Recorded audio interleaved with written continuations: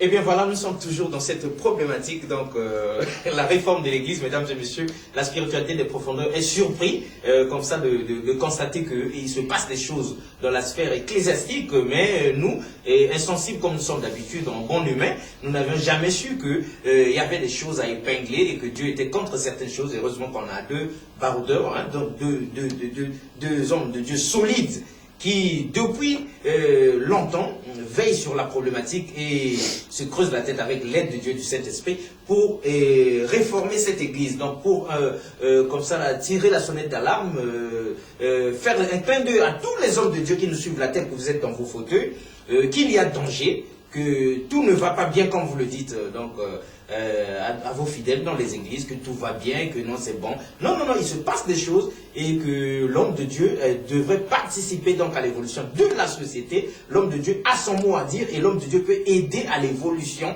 donc de la jeunesse, de ces femmes qui sont dans nos églises. Faites-leur comprendre comment marche le monde, faites-leur comprendre l'importance de l'école, faites-leur comprendre l'importance de tenir leur foyer et d'éduquer leurs enfants. Au lieu de penser que non, on va seulement lire la Bible et demain nous irons vivre au paradis. Non, le paradis, on peut le construire ici et l'Église peut donc mettre ses mains dans cette pâte-là. L'homme de Dieu, est-ce que vous avez fini ou bien vous avez quelque chose d'autre à ajouter? Parce que avant que vous n'en parliez, nous autres, en bons profanes, nous n'avions jamais su qu'il y avait 4 persévérances et qu'on devait en principe se baser sur ces persévérances. Mais on attend dans l'idée que dans l'Église, actuellement, même si vous voulez éviter la critique, mais nous pensons, si nous devons parler de réforme, nous avons intérêt à faire voir donc à tout le monde qu'est-ce qui ne marche plus, où est-ce que nous nous sommes trompés les chemins, pour que nous puissions quand même faire comprendre à tout le monde qu'on a intérêt à accepter votre message, à comprendre qu'il y a danger et qu'il faut qu'il y ait réforme. Donc nous avons l'impression que dans les églises, on parle plus de ces 4 persévérances. Dans les églises, on caresse donc les fidèles dans le sens du poil, comme l'avait dit l'homme de Dieu au départ, comme pour éviter que celui-là qui a équiper l'église, prenne la porte, comme pour éviter que celui-là qui est le chef d'orchestre prenne la porte, comme pour éviter que cette maman-là qui est présidente de toutes ces mamans-là qui, à leur soutien, sortent et qu'on se retrouve vide. Et donc, qu'est-ce que vous avez à dire? Est-ce que vous reconnaissez vraiment qu'il faut qu'on épingle des choses qu'on appelle chien par chien et chat par chat? Merci. Et le problème commence à partir de la première réforme apostolique, donc qui est devenue le protestantisme. Donc c'est à partir de là-bas qu'il y avait... Le problème avait commencé là-bas, parce que, au fait, les réformateurs voulaient réformer de l'intérieur l'Église romaine, et ça ne pouvait pas marcher. Alors, en sortant, donc, parce qu'ils étaient exclus, en sortant de l'Église, au lieu de rechercher la restauration de l'Église, donc commencer à implanter des églises restaurées, ils étaient liés par rapport à l'ancienne mentalité quelque part. Ils avaient fait un très bon travail. Mais d'autre part, ils étaient encore liés à la mentalité ancienne, d'où on retrouve encore, par exemple, le baptême des enfants dans le protestantisme. Martin Luther, d'ailleurs, qui s'était pris la tête contre beaucoup des autres réformateurs parce que il avait repris la doctrine de la transsubstantiation, qui signifie que lorsqu'on rend grâce pour le pain et le vin, ça devient vraiment le corps de sang de Christ. Bon, voilà ces erreurs-là, et ce qui a fait après, entre eux, ils sont battus. Parce que ce qu'il ne faut pas oublier, ce qu'avait subi le protestantisme des catholiques, les massacres. En France, nous connaissons la Saint-Barthélemy. Bon, on avait massacré 10 000 protestants. Et les protestants l'ont fait aussi aux anabaptistes. Les anabaptistes, c'est de là que viennent les baptistes, ça vient des églises ménonites, ainsi de suite. Bon, c'est que le problème avait commencé là. Mais plus les années avançaient, Dieu effectivement s'est révélé. Il y a des hommes, des apôtres qu'il avait choisis qui ont apporté le changement dans les doctrines. Il y a des doctrines parfois anciennes et qui n'étaient plus pratiquées. Il y a eu des apôtres pour cela. Mais le problème va arriver vers le XXe siècle, au XXe siècle d'ailleurs, et que même ces mouvances qui étaient venues, comme Alfred avait fait allusion au pentecôtisme, les baptistes, et tout, vont finir par former des fédérations, des confédérations religieuses, et aujourd'hui, ils sont retournés dans le protestantisme ancien et le catholicisme. C'est-à-dire que le protestantisme est lié au catholicisme et les évangéliques qui englobent les pentecôtistes, les baptistes, les charismatiques sont liés au protestantisme et ça fait l'écuménisme. Donc l'écuménisme c'est quoi? L'écuménisme c'est la vision d'avoir une église mondiale. Ce qui signifie si l'église devient mondiale, là il y a encore un gros problème. Parce que il n'y aura plus de révélation.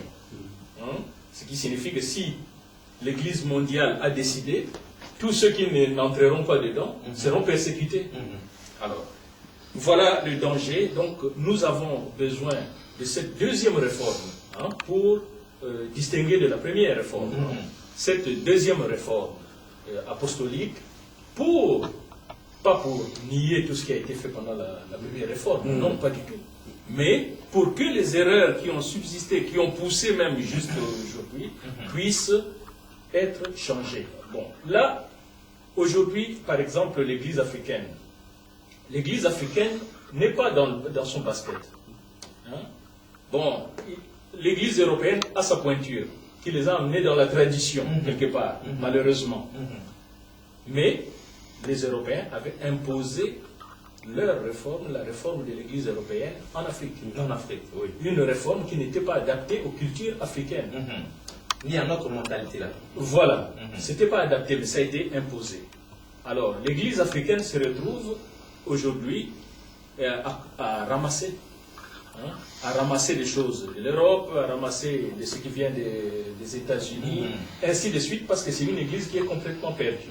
Alors, tous les malins, des prétendus serviteurs malins, des profiteurs, en profitent. Lorsqu'un pays est en guerre, où il n'y a plus d'administration, tout est bafoué, ben, ce sont les escrocs, les profiteurs qui s'enrichissent.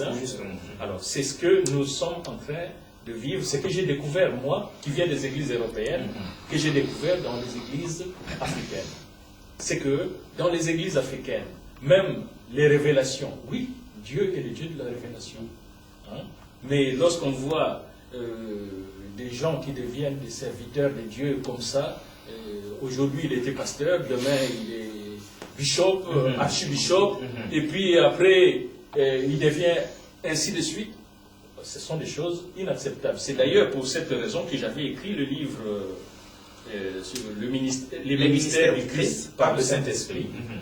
Donc, pour amener les hommes de Dieu, les églises, les chrétiens en général, à comprendre que ce qui se fait maintenant est sorti du chemin. Alors, nous avons besoin de former des gens, des hommes, des femmes, les former avant qu'ils puissent entrer dans les ministères. Et c'est aussi par ce moyen-là, pour cette raison, par exemple, depuis 20 ans, plus de 20 ans que je parle de la réforme, mais il y a 10 ans, j'avais fondé le mouvement des missionnaires évangéliques euro-panafricains. On commence à éviter un peu de mettre le mot chrétien, parce que finalement, lorsqu'on dit chrétien, on ne sait plus trop. On se retrouve voilà. Comme lorsqu'on dit église, on ne sait plus trop. Alors, donc c'est le mouvement des missionnaires évangéliques euro-panafricains. Donc il n'y a pas que les noirs. Il y a les blancs et les noirs. Parce que l'appel de Dieu est que les races puissent s'unir. Et quels sont les objectifs, pour quelles raisons vous avez mis sur pied? Voilà, donc c'est pour le rassemblement, l'assistance, le soutien, encadrement, formation des ecclésiastiques et des églises missionnaires et bibliques, entre parenthèses, protestantes, évangéliques, pour donner une compréhension. Bien sûr. Pour donner francophone. Voilà. Et surtout, je crois que c'est l'église francophone qui a beaucoup dérapé. Ah bon? Les anglophones, je ne sais pas puisque je ne suis pas là-bas. Ah voilà. Vous parlez seulement de ce que vous connaissez. Oui, tout à fait. Et le but de ce mouvement, c'est un mouvement international pour la deuxième réforme apostolique.